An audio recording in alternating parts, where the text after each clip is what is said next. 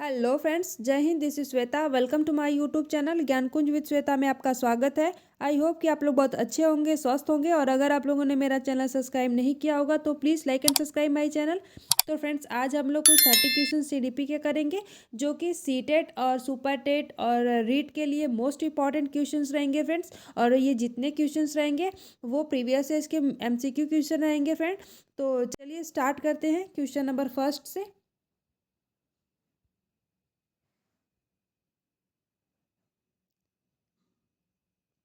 ठीक है फ्रेंड्स, तो क्वेश्चन नंबर फर्स्ट रहेगा कि बाल विकास के कितने प्रमुख चरण होते हैं।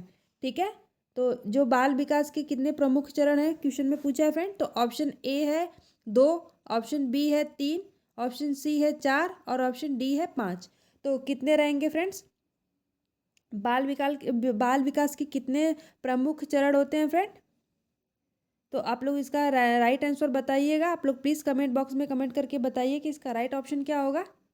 ठीक है फ्रेंड, देखिए फ्रेंड, ये जितने भी क्वेश्चंस रहेंगे आपको आपको ये सीटेट के लिए और सुपर टेट के लिए, रीट के लिए बहुत इंपॉर्टेंट क्वेश्चन रहेंगे फ्रेंड।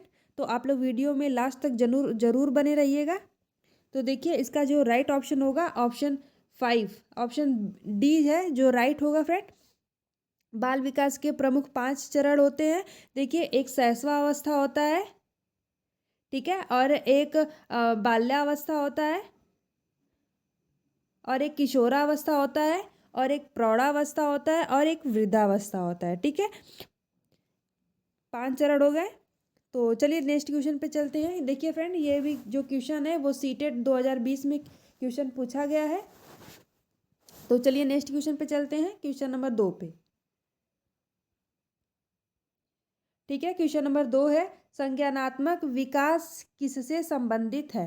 ठीक है, तो ऑप्शन पढ़ लेते हैं। ऑप्शन ए है शारीरिक विकास, ऑप्शन बी है मानसिक क्षमताओं का विकास, ऑप्शन सी है भावनात्मक विकास और ऑप्शन डी है सामाजिक विकास। तो इसका राइट ऑप्शन क्या होगा फ्रेंड? आप लोग बताइए कि इसका राइट ऑप्शन क्या होगा।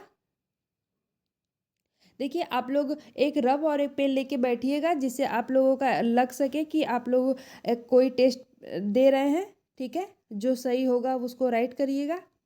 इससे आप लोगों को पता चलेगा कि आपका कितना राइट क्वेश्चन हो रहा है, कितना रॉन्ग हो रहा है।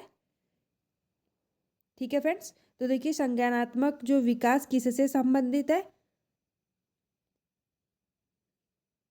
तो देखिए, इसका जो राइट ऑप्शन होगा फ्रेंड, ऑप्शन बी इसका राइट होगा, मानसिक क्षमताओं का विकास। देखिए, जो संज्ञानात्मक विकास होता है वो मानसिक से मानसिकता से रिलेटेड होता है। ठीक है, तो ये मानसिक क्षमताओं का विकास है, ऑप्शन बी इसका राइट हो जाएगा। तो चलिए नेक्स्ट क्वेश्चन पे चलते हैं, क्वेश्चन नंबर 3 पे।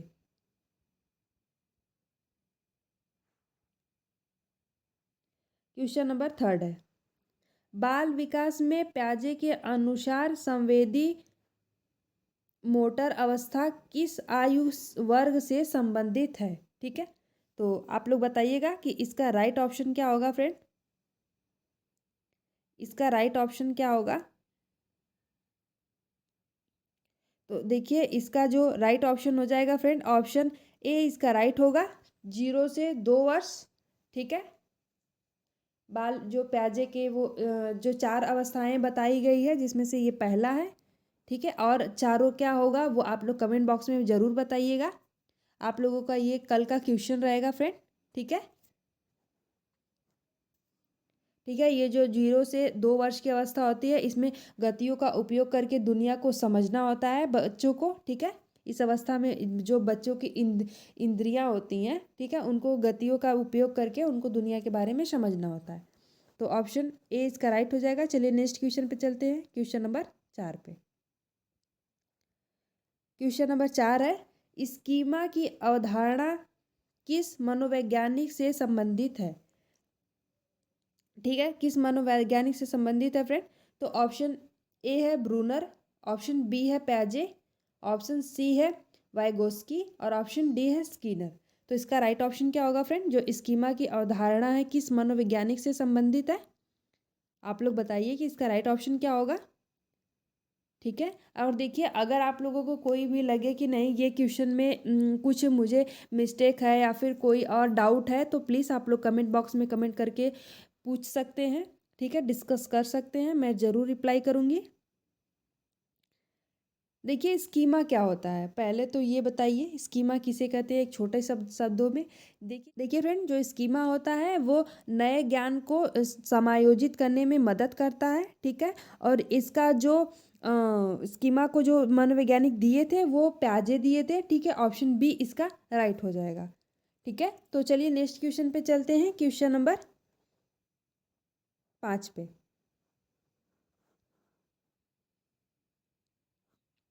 क्वेश्चन नंबर 5 है, बच्चे भाषा सीखते हैं, ठीक है। तो ऑप्शन पढ़ लेते हैं। ऑप्शन ए केवल आनुवांशिक कारणों से, ऑप्शन बी है केवल पर्यावरणीय कारकों से, ऑप्शन सी है आनुवांशिकी और पर्यावरण दोनों से, और ऑप्शन डी है किसी से भी नहीं। तो इसका राइट ऑप्शन क्या होगा? इसका राइट ऑप्शन क्या होगा?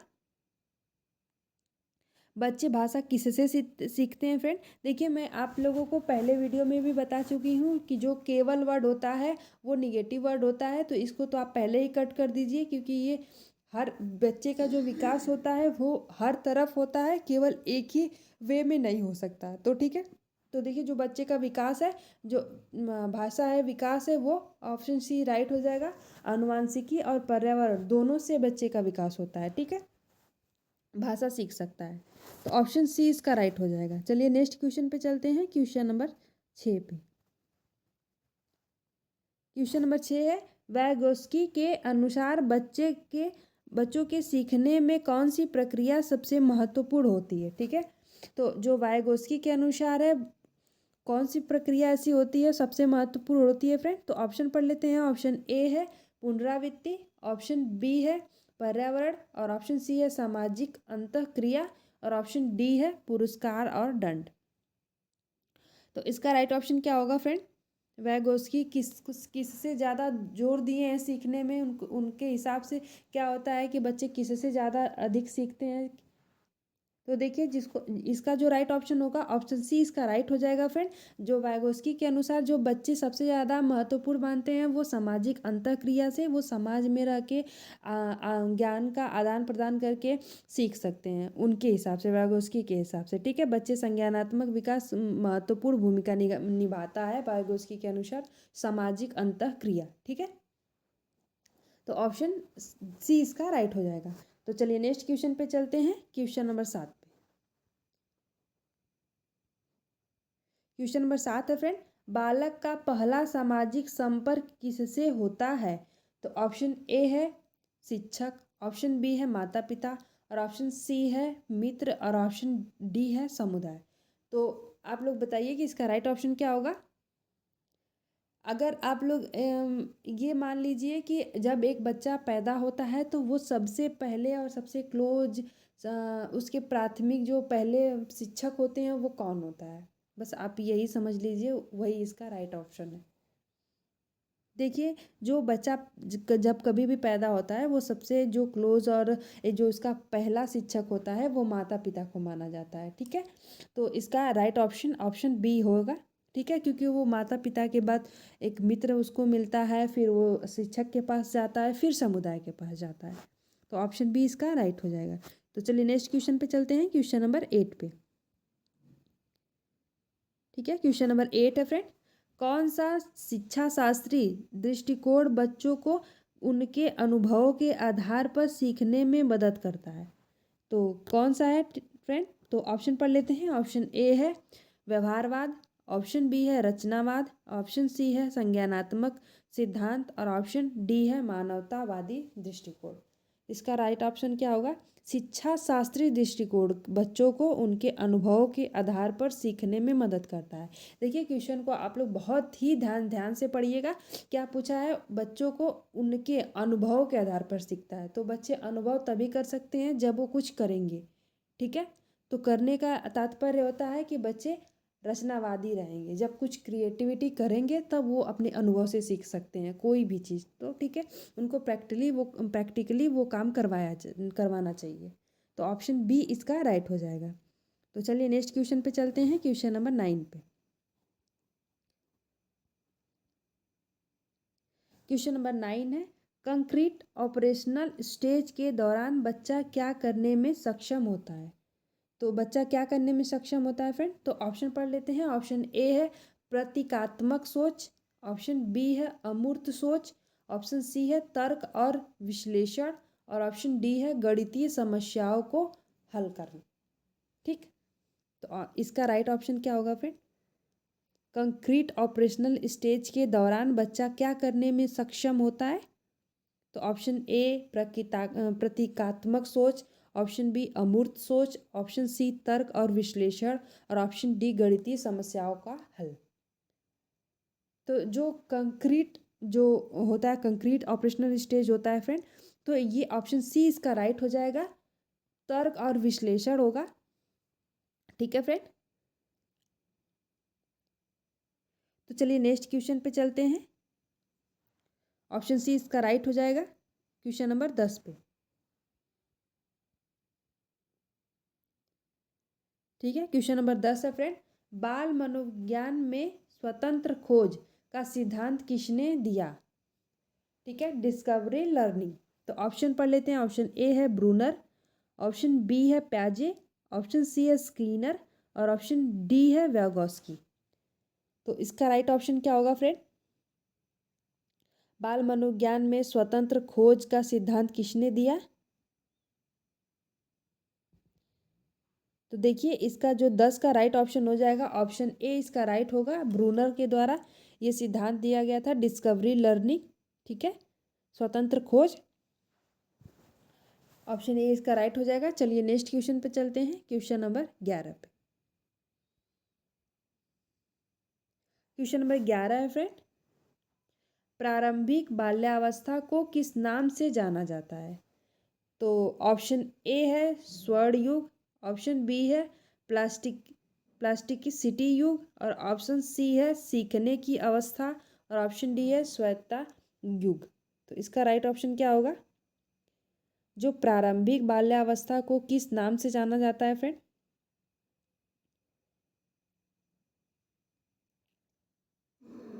इसका राइट ऑप्शन क्या होगा?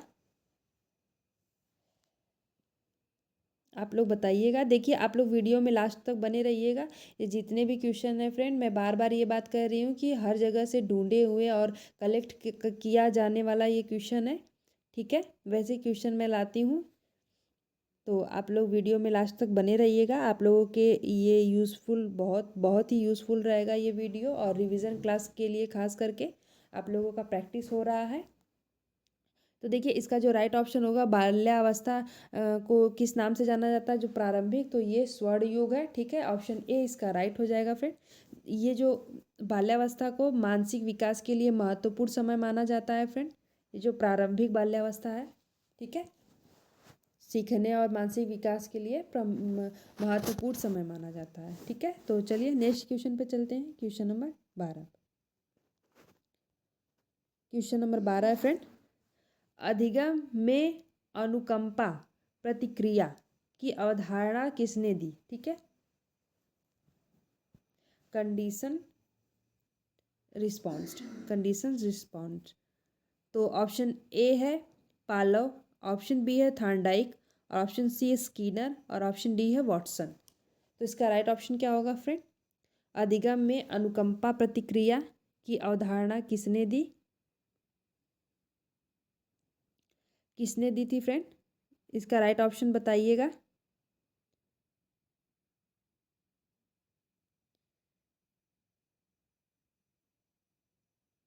देखिए इसका जो राइट ऑप्शन है, ऑप्शन ए इसका राइट हो जाएगा। ठीक है, पालव ने दिया था। पालव ने ही शास्त्रीय अनुबंधन का सिद्धांत भी विकसित किया है। ठीक है, जिसमें अनुकंपा प्रतिक्रिया शामिल है। तो ऑप्शन ए इसका राइट हो जाएगा। तो चलिए नेक्स्ट क्वेश्चन पे चलते हैं, क्वेश्चन नंबर 13। क्वेश्चन नंबर 13 है फ्रेंड, मैस्लो के प्रेरणा सिद्धांत में सबसे उच्च स्तर की आवश्यकता कौन सी होती है? ठीक है, तो ऑप्शन पढ़ लेते हैं। ऑप्शन ए है सुरक्षा की आवश्यकता, ऑप्शन बी है आत्मसम्मान की आवश्यकता, और ऑप्शन सी है आत्म प्राप्ति की आवश्यकता, और ऑप्शन डी है सामाजिक मान्यता की आवश्यकता। तो इसका राइट ऑप्शन क्या होगा फ्रेंड? जो मैस्लो की प्रेरणा सिद्धांत में सबसे उच्च स्तर की आवश्यकता कौन सी होती है फ्रेंड? प्लीज़ आप लोग इसका राइट ऑप्शन दीजिए, कमेंट बॉक्स में भी कमेंट करके बताइए इसका राइट ऑप्शन क्या होगा फ्रेंड। और देखिए एक बात और कि अगर आप लोगों को ये पीडीएफ चाहिए होगा तो मैं इस वीडियो के डिस्क्रिप्शन बॉक्स में टेलीग्राम चैनल का लिंक दे दूंगी, आप लोग वहाँ से जाके इस पीडीएफ को डाउनलोड कर सकते हैं फ्रेंड। तो ठीक है, इस वीडियो को आप लोग डाउनलोड करके बाद में भी इसका प्रैक्टिस कर सकते हैं, रिवीजन क्लास कर सकते हैं। तो देखिए ये जो मैस्लो के प्रेरणा सिद्धांत में सबसे उच्च स्तर की आवश्यकता कौन सी होती है, तो इसका जो राइट ऑप्शन होगा ऑप्शन सी इसका राइट होगा। ठीक है, आत्म प्राप्ति की आवश्यकता। ठीक है, जो अब्राहम मैस्लो के अनुसार आत्म प्राप्ति उच्चतम स्तर की आवश्यकता मानी जाती है। ठीक है, तो ऑप्शन सी इसका राइट होगा। चलिए नेक्स्ट क्वेश्चन पे चलते हैं, क्वेश्चन नंबर 14। क्वेश्चन नंबर 14 है फ्रेंड, सीखने की प्रतिक्रिया में रचनावाद किस पर जोर देता है? ठीक है, जो सीखने की प्रतिक्रिया है रचनावाद किस पर जोर देता है? तो चलिए ऑप्शन पढ़ लेते हैं। ऑप्शन ए है शिक्षक केंद्रित शिक्षण, और ऑप्शन बी है बच्चों की अपनी समझ बनाने की प्रतिक्रिया, ऑप्शन सी है पुस्तकों पर निर्भरता, और ऑप्शन डी है पारंपरिक शिक्षण पद्धतियाँ। तो इसका राइट ऑप्शन क्या होगा? देखिए क्वेश्चन में क्या पूछा है कि सीखने की प्रतिक्रिया में रचनावाद किस पर जोर देता है। तो रचनावाद का मतलब कि जो बच्चे कुछ करते हैं, कुछ क्रिएटिविटी। ठीक है, तो देखिए इसमें जो इसका राइट ऑप्शन, देखिए पुस्तकों पर निर्भरता, ये तो एकदम गलत बात है। अगर बच्चे पुस्तक पे निर्भर होने लगे तो फिर वो जो बुक में लिखा है वो तो उनको उतना समझ में नहीं आएगा, ना ही जब तक करके नहीं सीखेंगे। ठीक है, ये ऑप्शन तो एकदम नहीं गलत है। और पारंपरिक शिक्षण पद्धतियाँ, ये भी सही नहीं है कि जो पहले के लोग शिक्षक पढ़ाते थे वैसे ही आजकल के भी लोग पढ़ाएं, ऐसा तो नहीं हो सकता ना। आजकल की जो शिक्षाएं हैं वो बाल केंद्रित हो गई हैं। ठीक है, तो आजकल की जो शिक्षण है वो बाल केंद्रित शिक्षण है। तो इसका जो राइट ऑप्शन होगा ऑप्शन बी इसका राइट हो जाएगा। बच्चों की अपनी समझ बनाने की प्रतिक्रिया, बच्चे अगर अपने से करेंगे, अपना क्रिएटिविटी दिमाग लगाएंगे तो जो भी वो करेंगे वो जितना सीखेंगे, अगर थोड़ा ही सीखेंगे उनको वो हमेशा के लिए याद रहेगा। और ये शिक्षक केंद्रित शिक्षण ये भी गलत है। ठीक है, शिक्षक को हमें नहीं सिखाना है, हमको बच्चे को सिखाना है। तो हमारी जो शिक्षण पद्धति होनी चाहिए वो बाल केंद्रित शिक्षण होनी चाहिए। ठीक है फ्रेंड, तो ऑप्शन बी इसका राइट हो जाएगा। चलिए नेक्स्ट क्वेश्चन पे चलते हैं, question number 15। Question number 15 friend, देखिए इसका ऑप्शन नीचे हो गया है। पहले हम लोग क्वेश्चन पढ़ लेते हैं। कौन सा तरीका बच्चों के सीखने को बढ़ावा देता है? ठीक है, कौन सा तरीका बच्चों के सीखने को बढ़ावा देता है? तो ऑप्शन पहले चलिए पढ़ लेते हैं। ऑप्शन ए है एक ही प्रकार की गतिविधियाँ, ऑप्शन बी है विविध और व्यवहारिक गतिविधियाँ, ऑप्शन सी है केवल लिखित कार्य, और ऑप्शन डी है केवल मौखिक व्याख्यान। तो देखिए जो केवल लिखित और केवल मौखिक ये तो एकदम गलत है। ठीक है, तो एक दो ऑप्शन बचा, दो ऑप्शन में बताइए कि एक ही प्रकार की गतिविधियाँ, देखिए ये भी सही नहीं है। कोई एक ही वे में आप नहीं पढ़ा सकते हैं बच्चों को, उनको ऐसे पढ़ाइए कि जैसे उनको समझ में आए, जैसे उनके भाषा में अगर उनको समझ में आया है, लोकल भाषा में अगर आ रहा है तो उनको वैसे ही पढ़ाइए, उनको समझ में आना चाहिए। तो देखिए ऑप्शन बी इसका जो है वो राइट हो जाएगा, विविध और व्यवहारिक गतिविधियाँ। ठीक है फ्रेंड, विविध और व्यवहारिक गतिविधियाँ। तो इसका जो राइट ऑप्शन है ऑप्शन बी इसका राइट हो जाएगा। चलिए नेक्स्ट क्वेश्चन पे चलते हैं, क्वेश्चन नंबर 16 पे।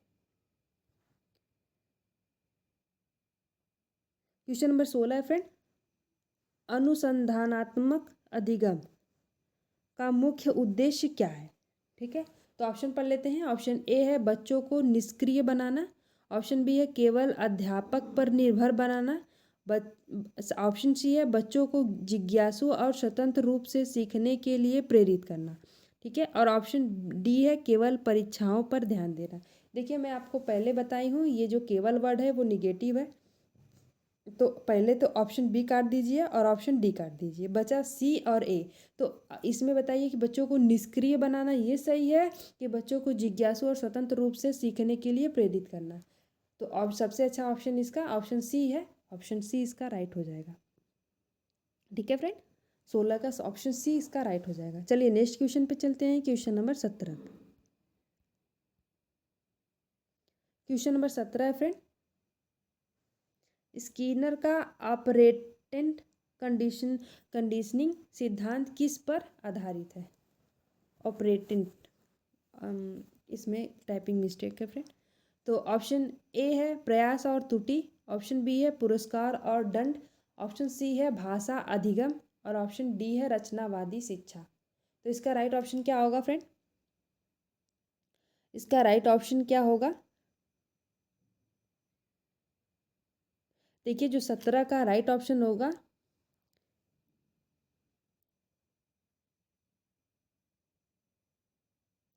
ये क्या होगा? स्किनर का ऑपरेटेंट कंडीशनिंग सिद्धांत किस पर आधारित है? ठीक है, तो इसका जो राइट ऑप्शन होगा फ्रेंड वो ऑप्शन बी राइट होगा, पुरस्कार और दंड पर। ठीक है फ्रेंड।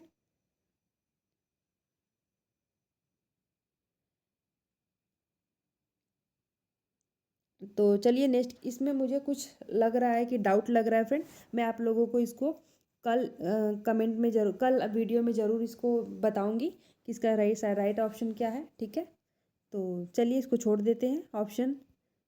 तो क्वेश्चन नंबर 18 पे चलते हैं। क्वेश्चन नंबर 18 है, बच्चों की सीखने की क्षमता को कैसे बढ़ाया जा सकता है? तो ऑप्शन ए है भय और दंड देकर, ऑप्शन बी है उनकी जिज्ञासा को बढ़ावा देकर, ऑप्शन सी है उनके आत्मसम्मान को कम करके और ऑप्शन डी है केवल परीक्षा परिणामों पर ध्यान देकर। देखिए आप लोग ऐसे भी अपना आकलन कर सकते हैं कि किसी को हम भय और दंड देकर तो कुछ भी नहीं सिखा सकते, ना ही कभी कुछ किसी से करवा सकते हैं। ठीक है, तो ऑप्शन ए तो होगा नहीं, और ऑप्शन सी है उनके आत्मसम्मान को कम करके, अगर हम उनके आत्मसम्मान को ही कम कर देंगे तो फिर वो क्या ही सीखेंगे। और केवल परीक्षा परिणामों पर ध्यान देकर के, ये भी सही नहीं है कि बच्चा 90% मार्क्स लाए, बस पढ़ने में सही हो और किसी चीज़ में अच्छा नहीं हो। तो उनकी जो जिज्ञासा को बढ़ावा देकर हम उनको कुछ सिखाने और उनकी सीखने की क्षमता को बढ़ाया जा सकता है। ठीक है फ्रेंड, तो चलिए नेक्स्ट क्वेश्चन पे चलते हैं, क्वेश्चन नंबर 19 पे।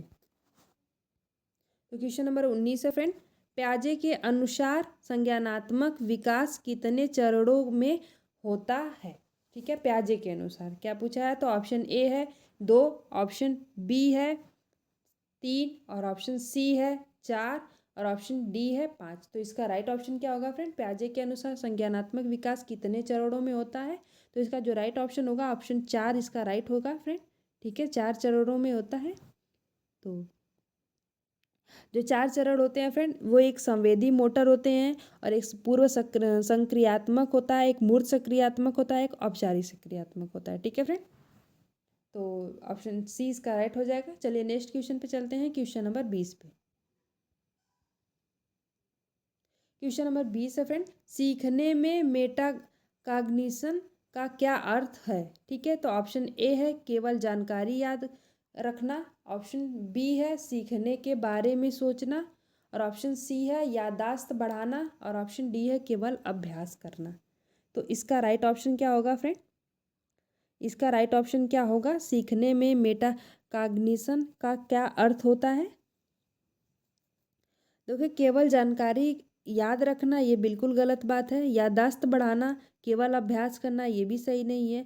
ऑप्शन बी इसका राइट होगा सीखने के बारे में सोचना। ठीक है, याददाश्त बढ़ाना ये भी सही नहीं है, तो ऑप्शन बी इसका राइट हो जाएगा। ठीक है, देखिए फ्रेंड आप लोग ऐसे भी जो निगेटिव वर्ड है और चीज़ें आप अपने से भी कोरिलेट करके अगर चीज़ अगर क्वेश्चन सही लगा रहे हैं तो वो भी सही होगा। बस आप अपना थोड़ा सा जो माइंड है वो एग्ज़ाम देते टाइम एकदम स्थिर करके अपने क्वेश्चन पे फोकस करना है कि सबसे बेस्ट क्वेश्चन आंसर क्या होगा इसमें से। क्योंकि आप लोगों को लगेगा ना कि सीटेट में सारे सीटेट हुआ रीट हुआ ये ऐसे ये पेडागोजी के क्वेश्चन बनाया जाता है, जैसे लगेगा कि चारों ऑप्शन सही है। और कभी कभी ऐसा रहता भी है, कभी तो ये केवल जो वर्ड है ये भी नहीं रहता, आपको लगेगा कि नहीं सारे क्वेश्चन ही सही हैं, लेकिन उसमें से जो बेस्ट क्वेश्चन है, जो बेस्ट तरीका हो सकता है बच्चे को सिखाने में, वो हम लोगों को ढूंढना है। ठीक है, तो मैं यही कहूँगी कि आप अपना जो दिमाग है वो स्थिर करके क्वेश्चन को हल करिएगा, उससे आपका क्वेश्चन ज़्यादा गड़बड़ाएगा नहीं, न ज़्यादा गलत होगा।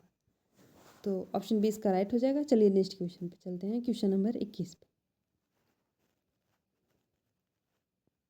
क्वेश्चन नंबर 21 है, आसन विकास क्षेत्र जेड पी डी की अवधारणा किसने दी? ठीक है, जोन ऑफ प्रॉक्सिमल डेवलपमेंट। जेडपीटी का फुल फॉर्म है, कभी कभी जेडपीटी का फुल फॉर्म भी पूछ देता है, तो आप लोगों को ये याद होना चाहिए। चलिए ऑप्शन पढ़ लेते हैं। ऑप्शन ए है प्याजे, ऑप्शन बी है वैगोस्की, और ऑप्शन सी है ब्रूनर, और ऑप्शन डी है स्कीनर। तो इसका राइट ऑप्शन क्या होगा? 21 का राइट ऑप्शन क्या होगा? जेडपीटी का जो अवधारणा है वो किसने दिया था फ्रेंड? तो देखिए, जो जेडपीटी का अवधारणा है वो वाइगोस्की दिए थे। ऑप्शन बी इसका राइट हो जाएगा। ठीक है, तो चलिए नेक्स्ट क्वेश्चन पे चलते हैं। क्वेश्चन नंबर 22 पे। क्वेश्चन नंबर 22 है, बच्चों के नैतिक विकास का सिद्धांत किसने दिया? तो ऑप्शन पढ़ लेते हैं। ऑप्शन ए है कोहलबर्ग, ऑप्शन बी है वाइगोस्की, और ऑप्शन सी है प्याजे, और ऑप्शन डी है स्कीनर। तो देखिए, बच्चों के जो नैतिक विकास का सिद्धांत है वो किसने दिया था, और ये कितने प्रकार का होता है फ्रेंड? वह जो नैतिक विकास का सिद्धांत है वो तो अभी तो मैं बता दूंगी कि इसका राइट ऑप्शन क्या है, और आप लोगों को ये बताना है कि जो नैतिक विकास का सिद्धांत है वो किसने दिया था। तो देखिए, इसका जो राइट ऑप्शन है, ऑप्शन ए इसका राइट हो जाएगा। कोहलबर्ग का सिद्धांत है। नैतिक विकास का स्तर क्या होता है फ्रेंड? कितने प्रकार का होता है? आप कमेंट बॉक्स में कमेंट करके बताइएगा। ठीक है, चलिए नेक्स्ट क्वेश्चन पे चलते हैं। क्वेश्चन नंबर 23 पे। क्वेश्चन नंबर 23 है फ्रेंड, शिक्षण का कौन सा तरीका रचनावादी अधिगम को बढ़ावा देता है? तो कौन सा तरीका ऐसा होगा? ऑप्शन ए है व्याख्यान पद्धति, ऑप्शन बी है पाठ्य पुस्तक आधारित शिक्षण, और ऑप्शन सी है खोज आधारित अधिगम, और ऑप्शन डी है रटने की प्रक्रिया। तो इसका राइट ऑप्शन क्या होगा? शिक्षण का कौन सा तरीका रचनावादी अधिगम को बढ़ावा देता है? कौन सा तरीका ऐसा होगा जो रचनावादी शिक्षण तरीका रचनावादी अधिगम को बढ़ावा देगा फ्रेंड? देखिए, जो व्याख्यान पद्धति है, अगर हम किसी को व्याख्या करके कुछ समझा रहे हैं तो ऐसा तो नहीं है कि वो रचनावादी अधिगम को बढ़ावा देगा। ठीक है फ्रेंड, तो ऑप्शन ए तो होगा नहीं, और पाठ्य पुस्तक आधारित शिक्षण ये भी नहीं सही है। ठीक है, तो ऑप्शन इसका जो होगा, ऑप्शन सी इसका राइट हो जाए, खोज आधारित अधिगम। ठीक है, अगर हम किसी के बारे में खोज करेंगे तो तभी हम, सीधी सी बात है, हम अगर कुछ अभ्यास करेंगे, कुछ कुछ क्रिएटिविटी करेंगे, अपने तत्पर रहेंगे किसी भी चीज़ के लिए, तभी हम कुछ खोज सकते हैं, कुछ बना सकते हैं, कुछ कर सकते हैं। ठीक है, स्वयं ही सीखने की प्रतिक्रिया में सक्रिय भागीदारी होते हैं। ठीक है, तो चलिए नेक्स्ट क्वेश्चन पे चलते हैं। Question number 24। क्वेश्चन नंबर 24 है, प्याजे के अनुसार बालक किस अवस्था में अमूर्त चिंतन करना प्रारंभ करता है? ठीक है, प्याजे के अनुसार बालक किस अवस्था में अमूर्त चिंतन करना प्रारंभ करता है? ऑप्शन ए है संवेदी मोटर अवस्था, ऑप्शन बी है पूर्व संक्रियात्मक अवस्था, ऑप्शन सी है मूर्त सक्रियात्मक अवस्था, ऑप्शन डी है औपचारिक संक्रियात्मक अवस्था। तो इसका राइट ऑप्शन क्या होगा फ्रेंड? इसका राइट ऑप्शन क्या होगा? प्याजे के अनुसार बालक किस अवस्था में अमूर्त चिंतन करना प्रारंभ करता है?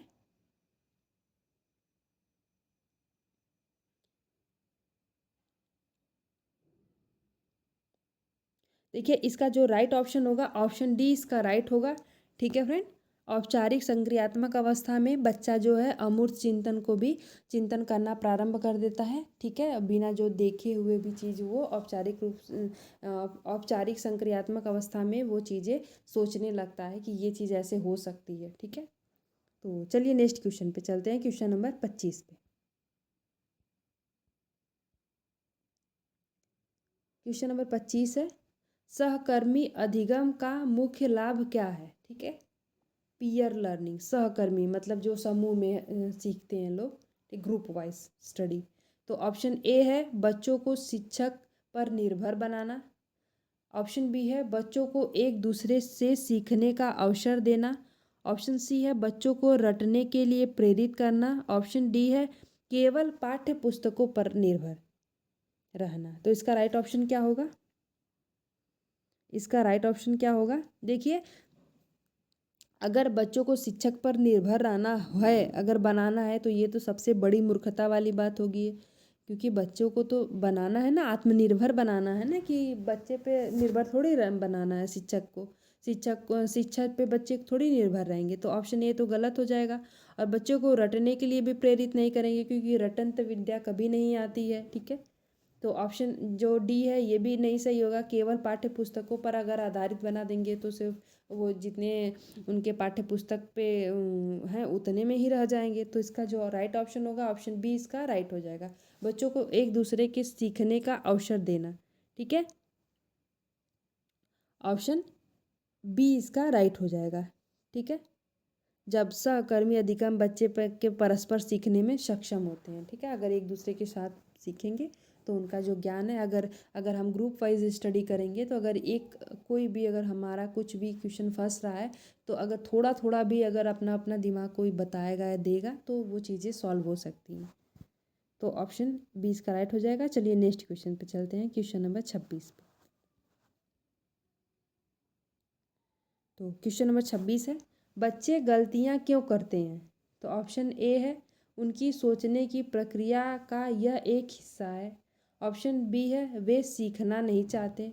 ऑप्शन सी है शिक्षक की गलती होती है। ऑप्शन डी है वे समझदार नहीं होते हैं।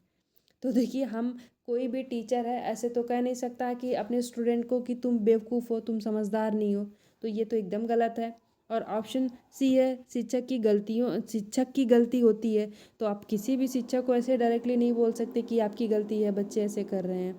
आपको उसको ढूंढना पड़ेगा ना कि बच्चे सीख कैसे रहे हैं, ये शिक्षक का कार्य होता है। और वे सिखाना नहीं चाहते, ये भी सही नहीं है। तो ऑप्शन ए इसका राइट होगा। उनकी सोचने की प्रक्रिया का ये एक हिस्सा है। ठीक है, अगर वो गलतियां करते हैं तो कोई भी गलती ही करके सीखता है, चाहे बड़े हो चाहे बच्चे हो, ये तो सबका एक स्वाभाविक सी बात होती है। ठीक है, तो ऑप्शन ए इसका राइट हो जाएगा। चलिए नेक्स्ट क्वेश्चन पे चलते हैं, क्वेश्चन नंबर 27 पे।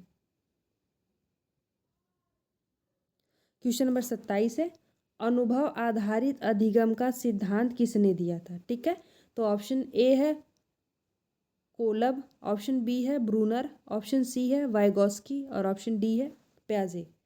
तो इसका राइट ऑप्शन क्या होगा? अनुभव आधारित अधिगम का सिद्धांत किसने दिया था? ये किसने दिया था फ्रेंड? तो देखिए, इसका जो राइट ऑप्शन होगा वो कोलब ने दिया था। ठीक है, ऑप्शन ए इसका राइट हो जाएगा। देखिए फ्रेंड, ये सीटेट 2021 में पूछा गया सवाल है। तो चलिए नेक्स्ट क्वेश्चन पे चलते हैं, क्वेश्चन नंबर 28 पे। क्वेश्चन नंबर 28 है, बच्चों के संज्ञानात्मक विकास में भाषा की क्या भूमिका होती है? ठीक है, तो ऑप्शन ए है भाषा केवल संचार का माध्यम होता है। ऑप्शन बी है भाषा सोचने और सीखने की प्रक्रिया को प्रभावित करती है। ऑप्शन सी है भाषा की कोई भूमिका नहीं होती। और ऑप्शन डी है भाषा केवल परीक्षा के लिए उपयोगी होता है। हम क्या भाषा सीखते हैं सिर्फ एग्ज़ाम के लिए? तो ये तो एकदम गलत है। भाषा की भूमिका कोई नहीं होती है, ऐसा तो हो ही नहीं सकता। अगर भाषा नहीं रहे तो हम लोग एक दूसरे की बात कैसे समझेंगे, कैसे जान पाएंगे कि वो क्या कहना चाहता है क्या नहीं। और भाषा केवल संचार का माध्यम है, ये भी सही नहीं है। तो देखिए बचा एक ही ऑप्शन, ऑप्शन बी इसका राइट हो जाएगा। भाषा सोचने और सीखने की प्रक्रिया को प्रभावित करती है। ठीक है फ्रेंड, जो भाषा है वो मतलब क्या होता है, एक जो है जो भाषा संज्ञानात्मक विकास को प्रभावित करती है और विचारों को व्यक्त करने का माध्यम होता है। हम अपना विचार सामने वाले को कैसे व्यक्त करें, कैसे बताएं, वही एक भाषा है। भाषा के थ्रू ही हम अपने विचारों को उसके सामने व्यक्त करते हैं। ठीक है, भाषा एक माध्यम है। तो ऑप्शन बी इसका राइट हो जाएगा। चलिए नेक्स्ट क्वेश्चन पे चलते हैं, क्वेश्चन नंबर 29 पे। क्वेश्चन नंबर 29 है फ्रेंड, इसको छोटा कर लेते हैं। क्वेश्चन नंबर 29 है, बाल मनोविज्ञान में मिश्रित समूह शिक्षण का क्या लाभ है? तो ऑप्शन ए है बड़े बच्चे छोटे बच्चों को सिखाने में मदद करते हैं। ऑप्शन बी है केवल छोटे बच्चे लाभान्वित होते हैं। ऑप्शन सी है बड़े बच्चे लाभान्वित नहीं होते। और ऑप्शन डी है सभी बच्चों को समान रूप से सीखने का अवसर नहीं मिलता। बाल मनोविज्ञान में मिश्रित समूह शिक्षण का लाभ पूछा है फ्रेंड, इसका लाभ पूछा है। तो इसका जो लाभ है, लाभ यही है कि बच्चे बड़े बच्चे छोटे बच्चों को सिखाने में मदद करते हैं। ठीक है, ऑप्शन ए इसका राइट। ये सब निगेटिव वर्ड है, ऑप्शन बी भी सही नहीं है। बड़े बच्चे लाभान्वित नहीं होते, ये भी सही नहीं है। और ये समान शिक्षा, ये भी सही नहीं है। ऑप्शन मिलता है सबको। ठीक है, तो चलिए आज का जो सबसे लास्ट क्वेश्चन है, क्वेश्चन नंबर 30 है, इस वीडियो का सबसे लास्ट क्वेश्चन करते हैं। शिक्षा मनोविज्ञान का मुख्य उद्देश्य क्या है? तो ऑप्शन पढ़ लेते हैं। ऑप्शन ए है बच्चों के व्यवहार को नियंत्रित करना। ऑप्शन बी है बच्चों के सीखने की प्रक्रिया को समझना और उसे बेहतर बनाना। ऑप्शन सी है बच्चों को अनुशासित बनाना। और ऑप्शन डी है केवल परीक्षाओं पर ध्यान देना। तो इसका राइट ऑप्शन क्या होगा फ्रेंड? तो देखिए, जो शिक्षा मनोविज्ञान का मुख्य उद्देश्य यही है कि बच्चों के सीखने की प्रतिक्रिया को समझना और उसे बेहतर बनाना। ठीक है, एक शिक्षक का यही काम होता है कि बच्चे कैसे सीखें और जो सीखने की पद्धति है वो कितना ईजी से ईजी वे में सिखाएं कि बच्चे अच्छे से अच्छे सीख सकें और जो सीखे हैं वो दिमाग में उनके स्थिर हो सके। ठीक है, ना ही उनको हम डरा धमका के, ना ही कोई पुरस्कार दिलवा के, ना ही उनको हम सिर्फ जो बुक्स की ज्ञान होती है वो दिलवा के उनको ऐसे नहीं सिखा सकते। तो ठीक है, चलिए आज का ये क्वेश्चन यही समाप्त होता है फ्रेंड। और देख लीजिए इधर इसका एक्सप्लेनेशन है और जो इसका आंसर है वो है। अब चाहिए तो यहाँ से आप स्क्रीनशॉट कर लीजिए या फिर इस पीडीएफ को मैं इस वीडियो के डिस्क्रिप्शन बॉक्स में टेलीग्राम चैनल का लिंक दे दूँगी, आप लोग वहाँ से जाके इस पीडीएफ को डाउनलोड कर सकते हैं फ्रेंड। ठीक है फ्रेंड, तो चलिए आज का वीडियो यहीं समाप्त होता है। आई होप कि आप लोगों को ये वीडियो यूज़फुल रहा हो और बहुत अच्छा लगा हो। तो अगर आप लोगों को ये वीडियो अच्छा लगा होगा फ्रेंड तो प्लीज़ मेरे चैनल को सब्सक्राइब करिएगा और मेरे वीडियो को लाइक करिएगा, कमेंट करिएगा फ्रेंड और शेयर करिएगा। ठीक है फ्रेंड्स, और स्टडी करते रहिए, अपना ध्यान रखे रहिए। ठीक है friend, thank you so much. जय हिंद फ्रेंड।